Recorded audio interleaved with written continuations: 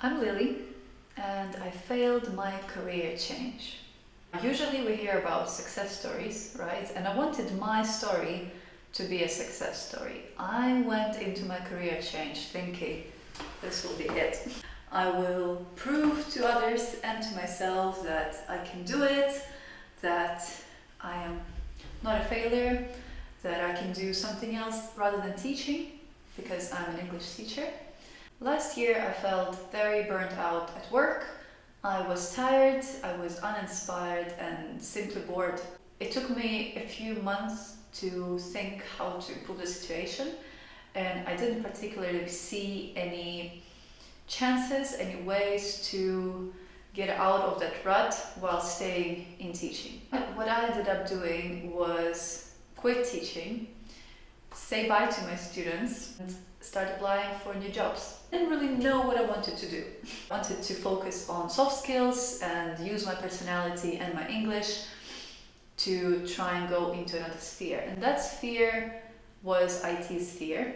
I didn't want to become a developer, but I wanted to work with people, with teams. I ended up applying for a project manager role, and I got the job in a Ukrainian company. I really enjoyed working there. I was able to learn something new.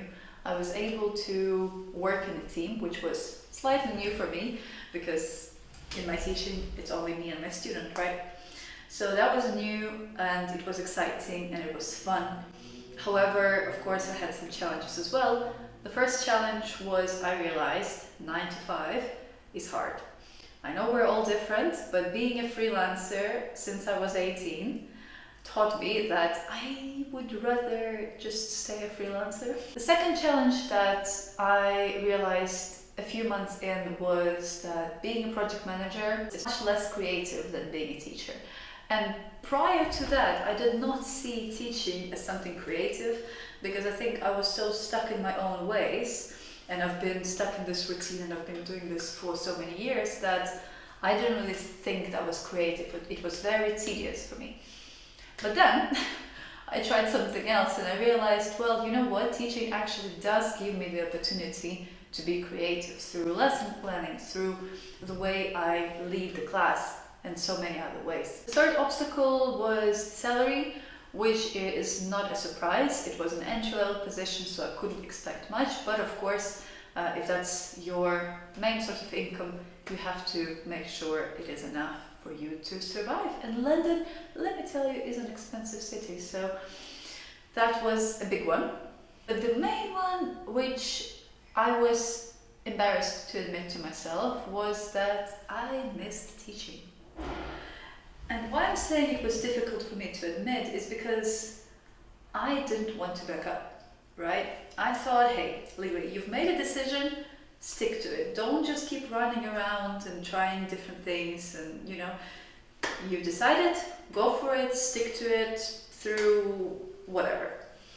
But then I really missed teaching. I missed my students and we would talk and they would ask me, are you coming back to teaching or something? I was like, not really, but I kind of want to, but I can't because obviously I had other responsibilities, but I did miss it.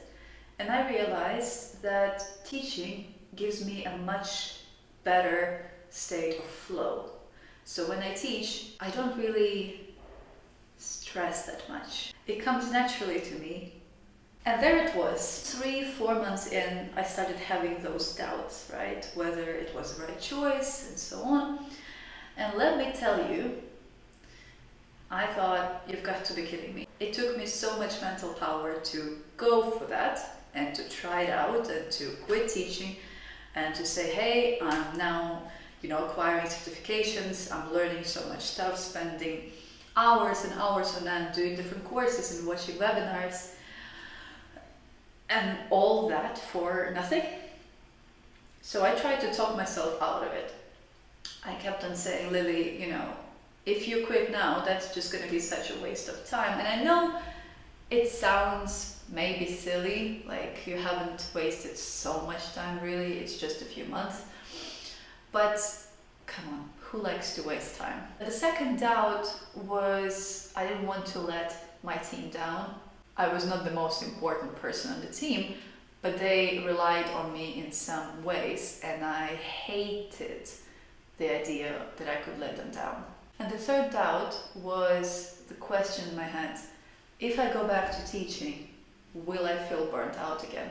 And I don't know what scared me more, to be honest, staying in a new position and kind of hoping I will fall more in love with it, or I will, start feeling that flow state, or I go back to teaching, admit my career change was a failure, and then I reach that rut again and I get to the same place where I was before this even started.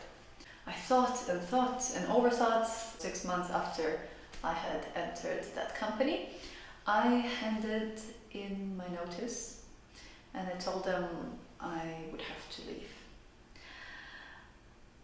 And that failed career change, that decision and me going back to teaching has taught me quite a few things. At first I was fully in catastrophizing mode, I thought, you're a failure, you're just not good enough, you can't make up your mind, you're always changing, yada yada yada. So I had lots of self-criticism there.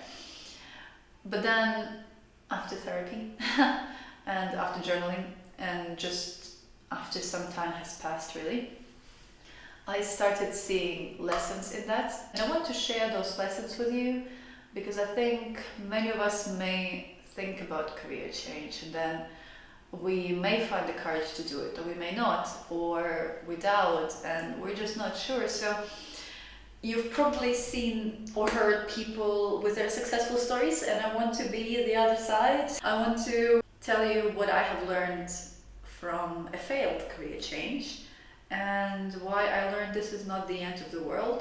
As cheesy as it sounds, the mind creates stories. I thought this would be such a catastrophe, but it was fine. To hear those lessons, click over here for part 2.